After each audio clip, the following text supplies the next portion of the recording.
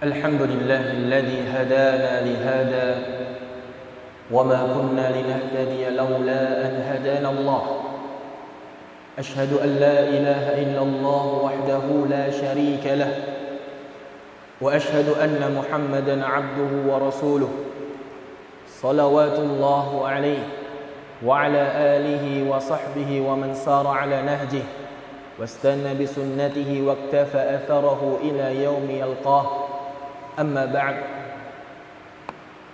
Asatidzah rahimani wa rahimakumullah. Alhamdulillah, senantiasa tak lupa kami mengingatkan untuk banyak-banyak mensyukuri nikmat Allah Ta'ala, dan juga tak lupa untuk selalu menjunjung bersalawat atas Nabi kita Muhammad sallallahu alaihi wasallam. Kemudian kita lanjutkan pembahasan kajian kita, pembahasan tentang manhaj, yaitu kita masuk kepada bab at-tauhidu wa anwa'uhu. At-tauhidu wa anwa'uhu, tauhid dan macam-macamnya, atau tauhid dan ragamnya.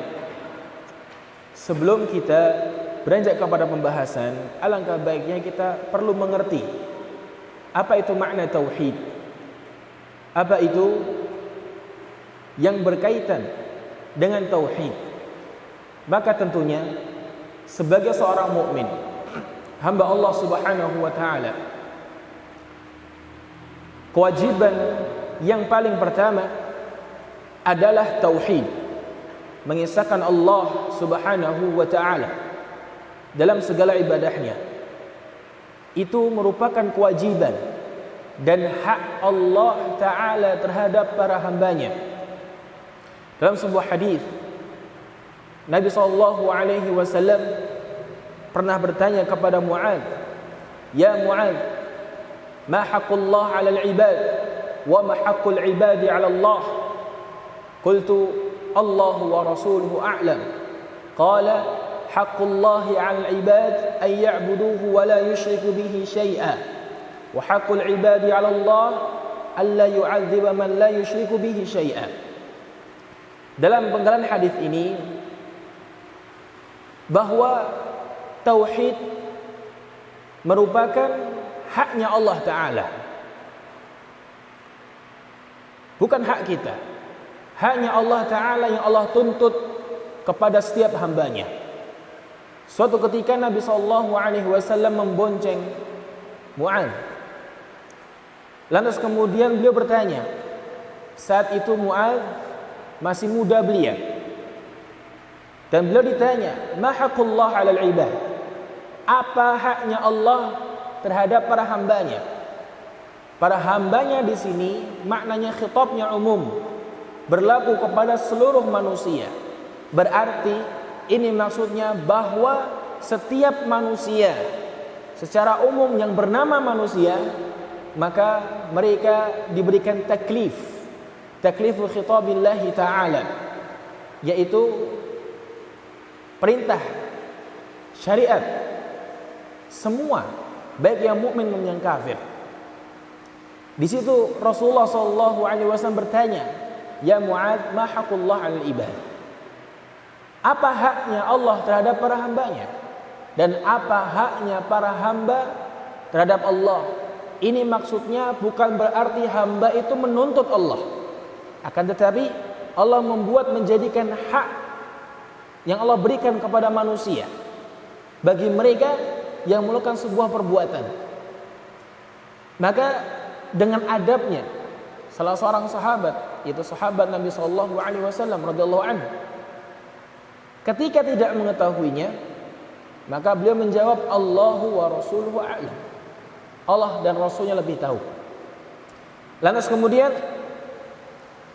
beliau menjawab, "Haqqullahi 'alal ibad ay ya'buduhu."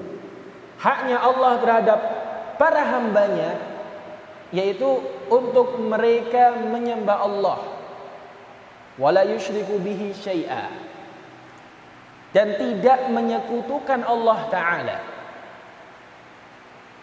Maka tentunya sebagai seorang manusia, hambanya Allah, ini perintah yang paling agung. Ini yang paling diperhatikan oleh setiap manusia.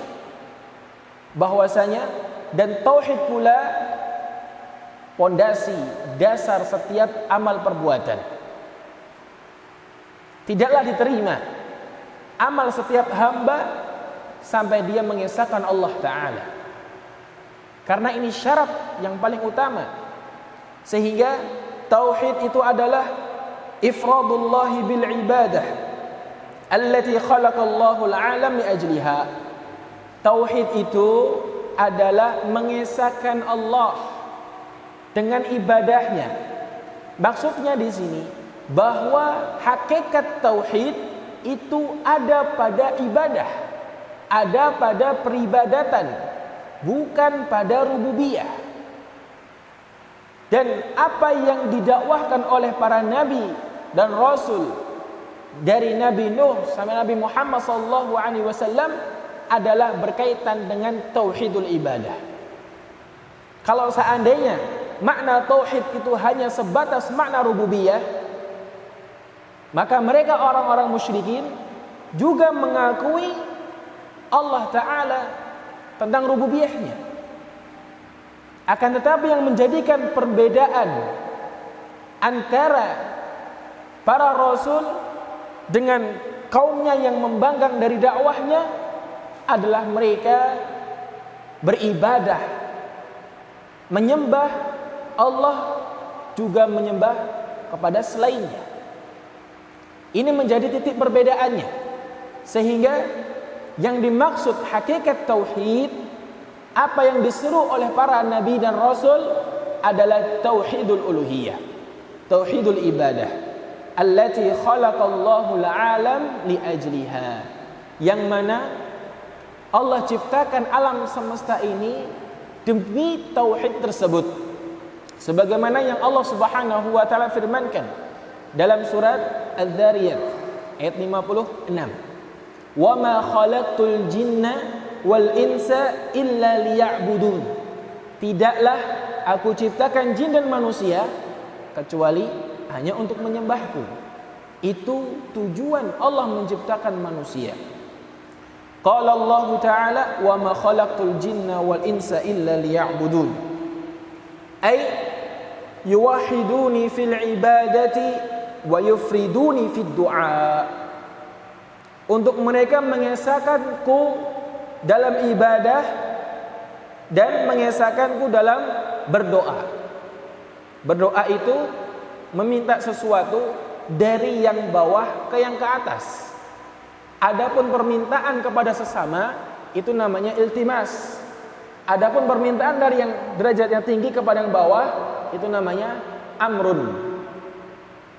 Maka dari itu disebutkan di sini doa karena hamba manusia ketika meminta ada unsur merendahkan diri kepada sosok yang dia minta. Sehingga ketika berdoa meminta itu ada tadzallul di situ. Wal khudu', merendahkan diri di hadapan sosok yang dia minta, yaitu Allah Subhanahu wa taala. Sehingga kalau kita perhatikan manusia mereka yang berbuat syirik kepada Allah, yang menyembah selain Allah, tentunya dalam berdoa mereka mengagungkan, dalam meminta berdoa mereka mengagungkan sesuatu yang dia minta darinya. Tentunya dalam berdoa di sini hanya kepada Allah Subhanahu wa taala semata. Karena apa? Karena dialah Allah Subhanahu wa taala yang mujibud da'wah, yang memberikan jawaban setiap doa, tidak ada yang lainnya. Wa anwa'ut tauhidil atiyah ma'khudah minal Qur'anil Karim. Dan macam-macam atau ragam dari tauhid itu diambil itu dari istiqra minal ulama, bukan memunculkan sesuatu yang bid'ah. Kata mereka orang-orang yang tidak mau membagikan tauhid itu kepada tiga. Ya, kata mereka ini sama aja kayak seperti orang-orang Nasara. Bukan. Itu istiqra, penelitian dari para ulama menghasilkan tauhid bagiannya menjadi tiga. Bahkan disebutkan dalam kitab Fathul Majid, karya Syekh Abdul Rahman Al-Hasan atau kitab syarah yang lainnya, ya, bahwa tauhid itu terbagi menjadi dua, ya, tauhid at-talab, kemudian wat ta'rif atau i'tiraf. Nah, kita ini yang sampai kepada kita sekarang yang istilahnya itu dikenal secara terperinci bahwa tauhid menjadi tiga bagian, yaitu tauhidur rububiyah, tauhidul uluhiyah, tauhid asma wa sifat. Lantas mana dalilnya? Mana dasarnya? Antum setiap hari membacanya minimal 17 kali, yaitu dalam surat Al-Fatihah. Disebutkan Allah Subhanahu wa ta'ala berfirman, alhamdulillahi rabbil alamin. Alhamdulillah rabbil alamin, rububiyah. Ar-Rahmanir Rahim, itu asma wa sifat. Maliki yaumiddin, itu rububiyah. Iyyaka na'bud wa iyyaka nasta'in, barulah itu uluhiyah. Maka tentunya untuk menjawab syubhat atau kerancuan dalam pemikiran seseorang yang tidak bisa membagikan tauhid kepada tiga, sampaikan kepada ayat ini. Sampaikan kepada mereka ayat ini. Yang pertama, tauhidur rabb, maksudnya itu tauhid ar-rububiyah. Dalam tauhid ar-rububiyah ada yang disebutkan, dijelaskan beberapa syarah dalam kitab al-usul al-thalathah. Maka tentang rububiyah ini ada tiga unsur. Yang pertama al-khalqu, yang kedua at-tadbir, yang ketiga al-mulk. Kesempurnaan rububiyah Allah Ta'ala pada tiga hal. Al-khalq, ciptaan. Ketika ada yang menyamai ciptaan Allah, maka dia bisa jadikan sebagai sembahan. Tapi realitanya tidak ada. Tidak ada yang menandingi. Di bawahnya sedikit saya tidak ada. Dalam urusan rububiyah, penciptaan, hanya Allah Ta'ala yang menciptakan sesempurna mungkin. Yang kedua adalah at-tadbir, dalam pengaturan. Allah Ta'ala mengatur ini semuanya. Allah tidak hanya menciptakan, beda makhluk mereka menciptakan melepas begitu saja. Dalam pengaturan perawatan pun mereka tidak sesempurna Allah Subhanahu wa Ta'ala. Allah sebelum menciptakan adanya manusia, sebelum menciptakan adanya makhluk alam semesta ini, Allah sudah siapkan takdir-takdir mereka.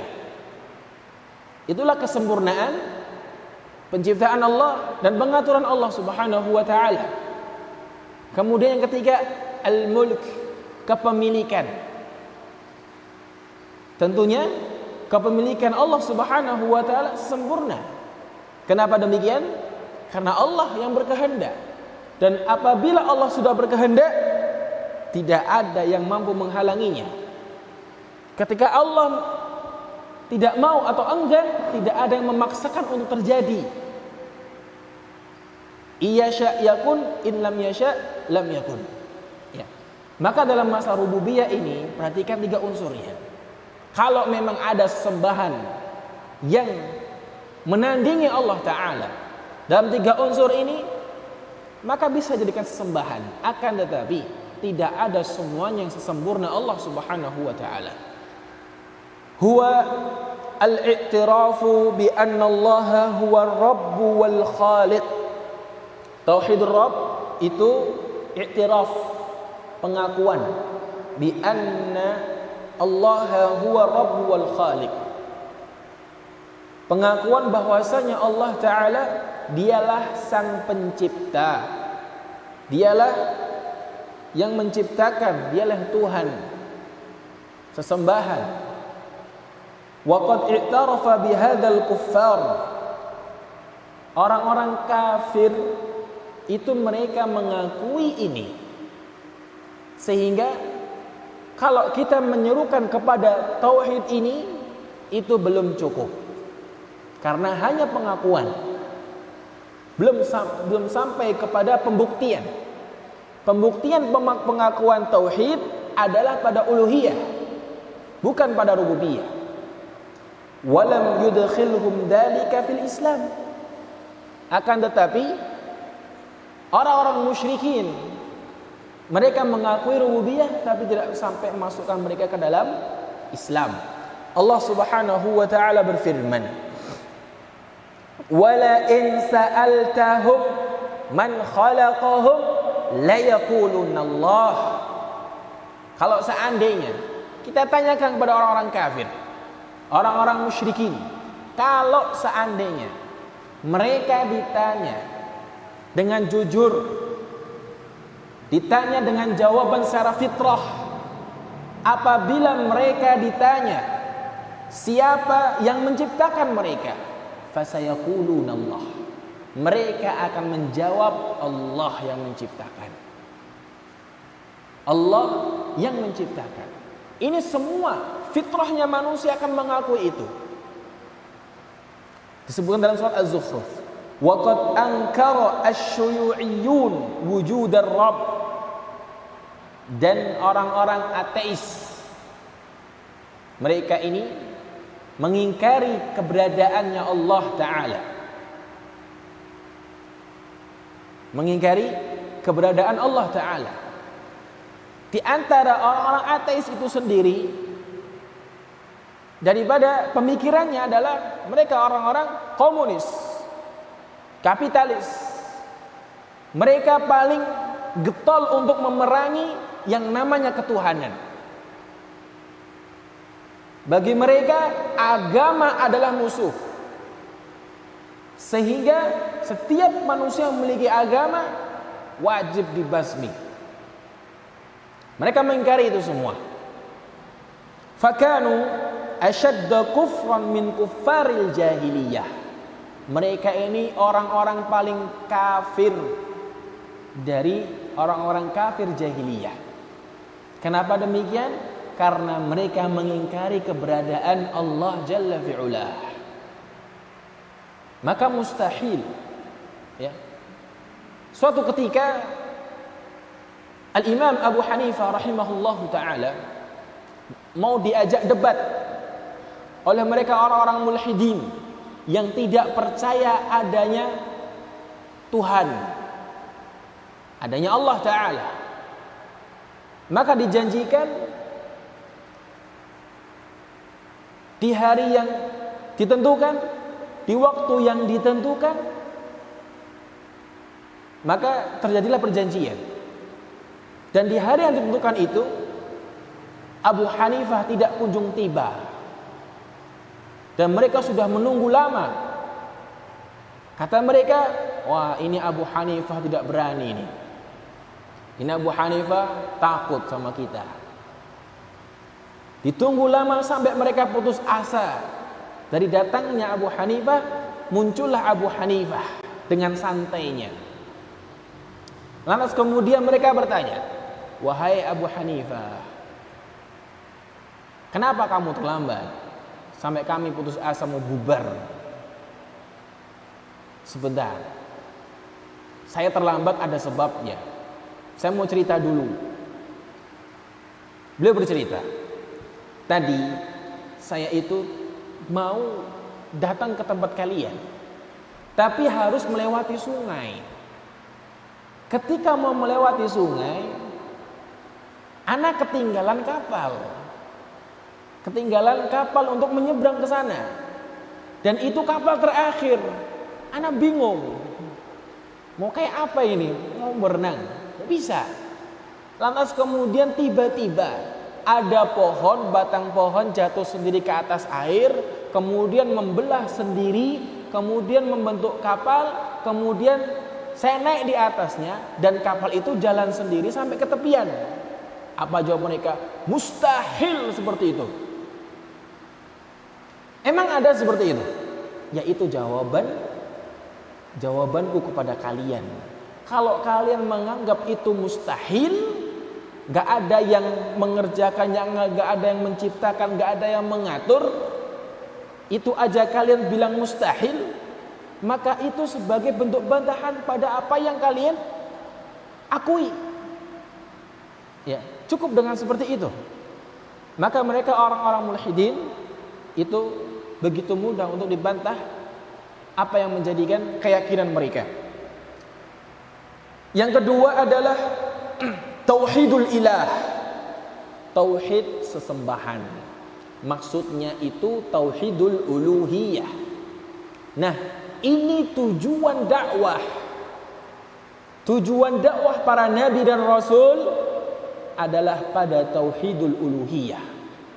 Dan pada tauhidul uluhiyah sebagai pembeda antara orang-orang mukmin dan orang-orang kafir dalam masalah peribadatan. Huwa tauhidullah bi anwa'il ibadatil masyru'ah, yaitu mengesahkan Allah dengan segala bentuk ibadah yang disyariatkan. Ibadah itu sendiri yang artinya adalah yang sebagaimana dijelaskan oleh Syekhul Islam Ibn Taimiyah rahimahullahu ta'ala. Apa itu? Ismun jami'un likulli ma yuhibbuhu Allah wa yardah minal aqwal wal af'al zahiran wa batinan. Ibadah itu adalah nama yang mencakup setiap apa yang Allah cintai dan Allah ridhai, dari ucapan maupun perbuatan, yang nampak maupun yang tersembunyi.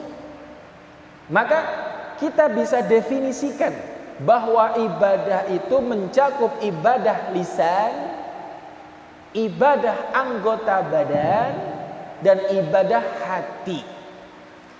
Adapun di antara bentuk ibadah lisan adalah zikrullah, membaca Al-Quran, tasbih, ya, berdakwah dengan lisan, itu adalah ibadah. Kemudian adapun ibadah anggota badan adalah ibadah yang dilakukan dengan jawarihah, yaitu anggota badan kita yang nampak pada kasat mata kita. Adapun ibadah hati adalah seperti khasyah, rasa takut, tawakal, al-mahabbah, ar-raja, al-khauf, ya, al-inabah, al-isti'anah, al-isti'adah, ya. Itu semua adalah amalan ibadah-ibadah hati. Maka itu semua tidak boleh diperuntukkan kecuali hanya untuk Allah Subhanahu wa taala.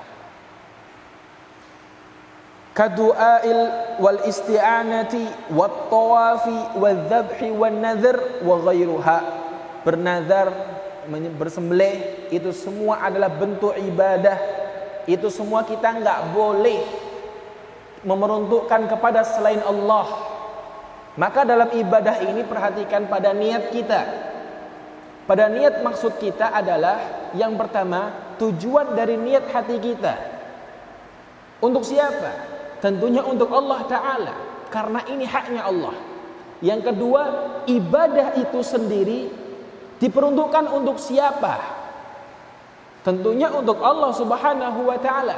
Sehingga dengan ini kita bisa membedakan antara syirkul asghar dan syirkul akbar. Dan itu bisa dijelaskan dalam kitab Bahjatul Qulubil Abrar karya Syekh Abdurrahman Nasir As-Sa'di rahimahullahu taala dalam hadis yang pertama dan kedua. Tentunya ini urusan niat. Niat yang pertama, niat yang tumbuh dalam hati. Contoh salat. Orang sama-sama salat. Ya. Sama-sama salat. Yang pertama niatnya ikhlas karena Allah. Yang kedua niatnya li gharm min agradid dunya. Yang ketiga mungkin karena terpaksa. Urusan niat. Maka itu akan membedakan nilai kualitas ibadahnya. Apabila sebuah ibadah itu diniatkan kepada selain Allah untuk mencari dunia atau mencari pandangan manusia, maka dia terjerumus ke dalam syirik asghar. Kemudian pada ibadah itu sendiri, contoh kita menyembelih, Kita niat ikhlas karena Allah dalam menyembelih. Akan tetapi ketika sesembelihan itu diperuntukkan untuk selain Allah, maka itu dia terjerumus atau terjerembab ke dalam dosa syirik akbar. Kenapa demikian? Karena itu ibadah yang Allah ciptakan, itu ibadah yang Allah syariatkan. Kenapa diperuntukkan untuk selain Allah? Maka itu adalah merupakan bentuk syirik akbar. Kita lanjutkan. Wa hadha an-naw' huwa alladhi jahadahu al-kuffar. Macam tauhid uluhiyah ini yang diingkari oleh orang-orang kafir. Wa kanat fihi al-khusumah bainal umam wa rusulihim mundu Nuhin alaihi salam ila Muhammadin sallallahu alaihi wasallam. Macam tauhid ini yang terjadi banyak permusuhan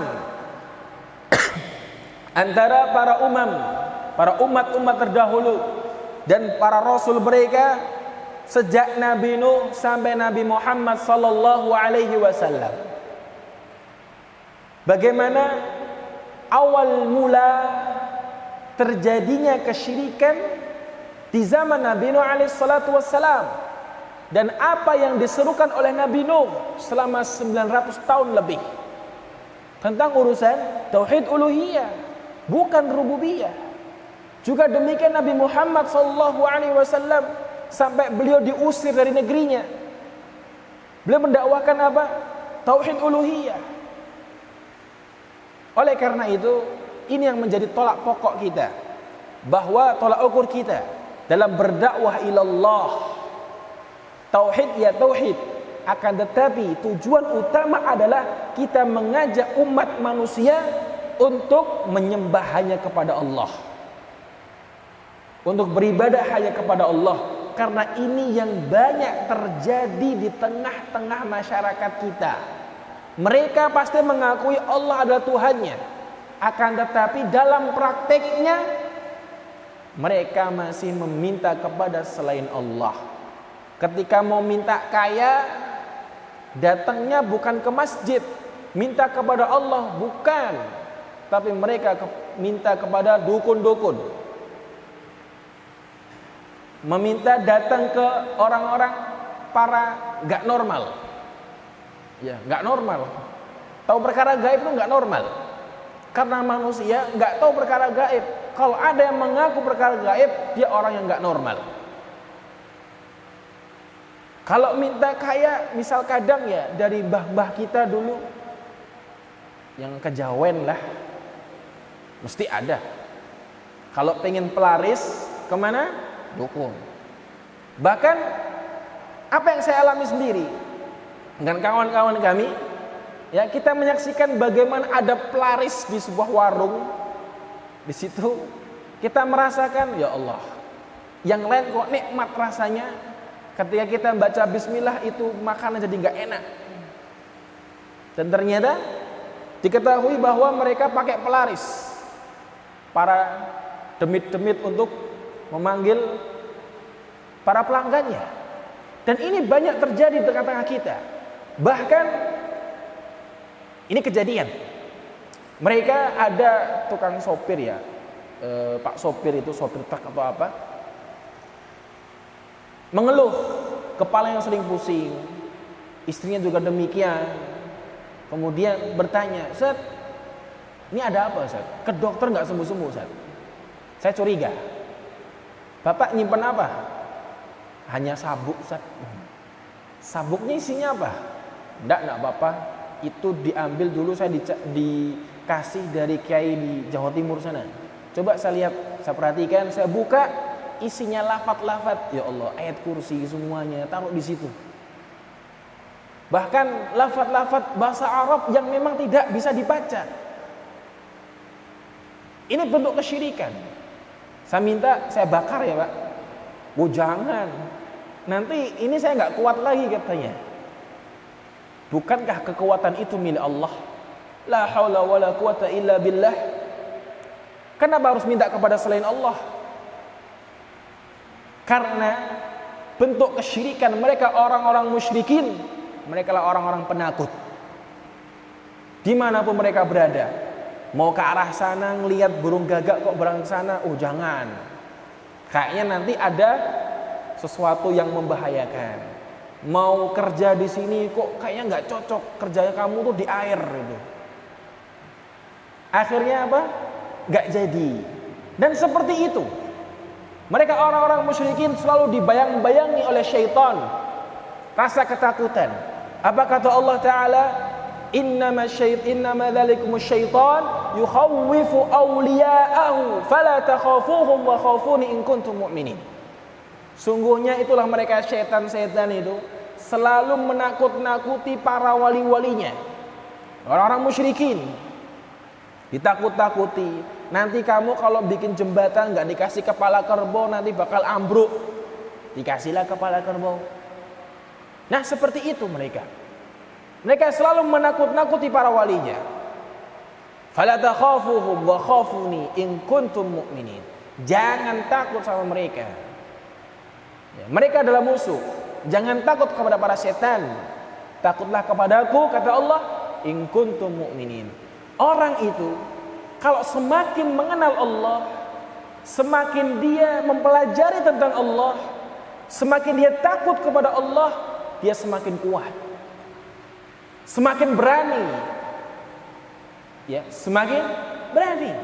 Beda halnya kalau orang manusia itu yang jauh dari Allah, gak pernah belajar tentang Allah Ta'ala, ya. Kemudian isinya was-was nanti kalau begini rezekinya gimana caranya begini. Beda orang muwahhid, bismillah tawakkaltu ala Allah, jadi seorang berani.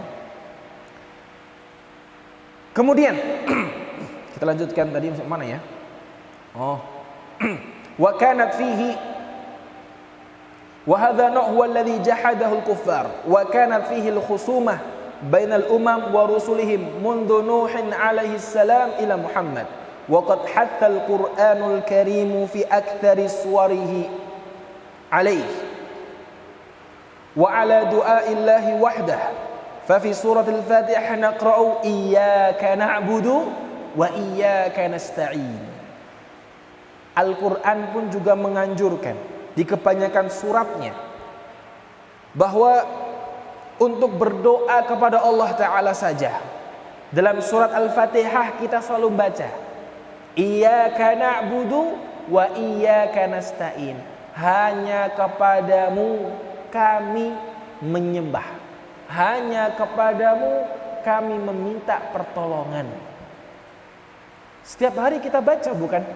Tapi sayang, kadang kita ghafil. Qara'nahu atau qara'naha fi ghaflah. Kita baca Al-Fatihah seakan-akan itu menjadi kebiasaan.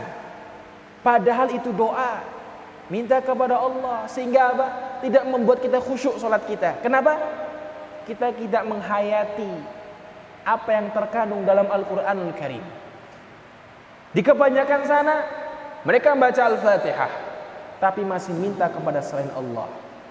Buat apa bacaan itu? Sudah jelas-jelas Allah mengajarkan kepada kita, iyyaka na'bud, hanya kepadamu ya Allah kami menyembah, hanya kepadamu kami minta pertolongan.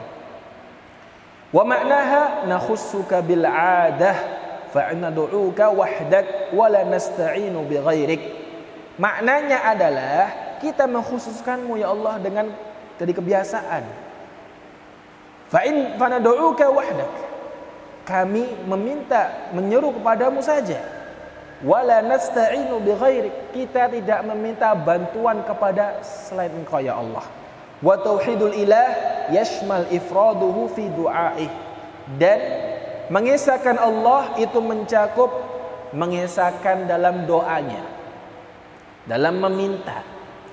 Wal hukum bi Qur'anih, berhukum dengan Al-Qur'anul Karim.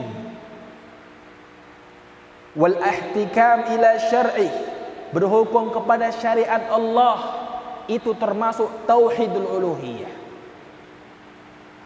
Wa kulluhu dakhilun fi qoulihi ta'ala, ini semua masuk dalam firman Allah Ta'ala yang mana dari kita meminta kepada Allah, di mana kita berhukum dengan hukum Allah. Kita diminta mempelajari Al-Qur'anul Karim dan juga diminta untuk mengamalkan isi Al-Qur'anul Karim. Dalam firman Allah Ta'ala, innani anallah, sungguhnya aku adalah Allah, la ilaha illa ana, tidak ada sembahan yang berhak disembah kecuali aku, fa'buduni, maka sembahlah aku.